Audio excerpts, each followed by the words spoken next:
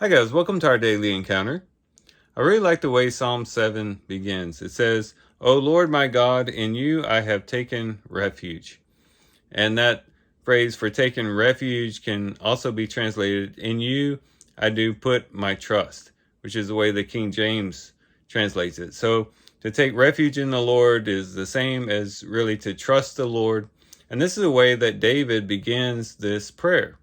And this is in the context of a time in which uh, David was being held or was receiving accusation from the Benjamite, probably to Saul.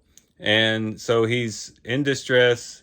He's being falsely accused of things, and he's taking it to the Lord. But he begins this prayer with a statement of trust in the Lord.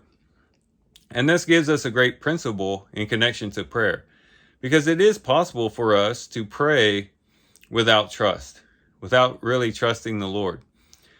Maybe sometimes we think that just simply because we are praying to the Lord, that automatically means that we trust the Lord. But surely we can uh, see that we can oftentimes be praying to the Lord and not really trusting Him. And this is very dangerous because, for one, it makes really our prayers ineffective psychologically. Because if we're praying to the Lord and we're bringing a situation to Him, but we don't really trust the Lord to do anything with it, we're just praying because, we just hope that maybe perchance God will help us out. And we're just kind of throwing prayers out because we feel like this is what we should do. It doesn't really help us to overcome fear and anxiety and worry that comes from a lot of these situations that we bring before the Lord. And so a lack of trust in the Lord as we're praying doesn't really help us to be comforted very much. But it goes even beyond that. If we're not trusting in the Lord when we're praying to the Lord, that also has bad effects, or can have bad consequences, in the sense that we go to the Lord in prayer, but we don't really trust Him to take care of the situation.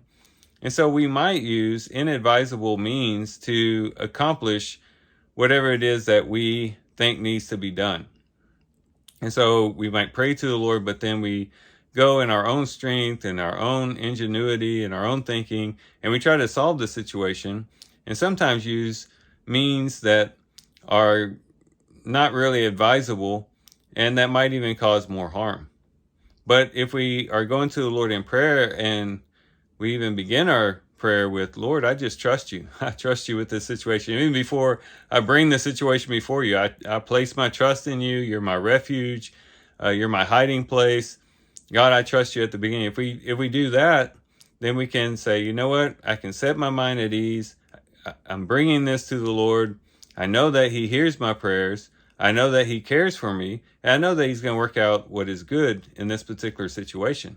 And it can ease our minds in that regard. But it can also help us if we go into prayer with trust and we leave prayer in trust, to really leave it in God's hands. To say, yes, I'm going to cooperate with God in this situation. I'm not going to just throw up my hands and say, "Okay, God, you take care of it." But at the same time, I'm not going to try to force myself in the situation to try to control the situation and use maybe words that are hurtful, or actions that are hurtful towards others, or doing anything else that might not really end well in the situation. But I can just sit back and say, "You know what, Lord, I trust you.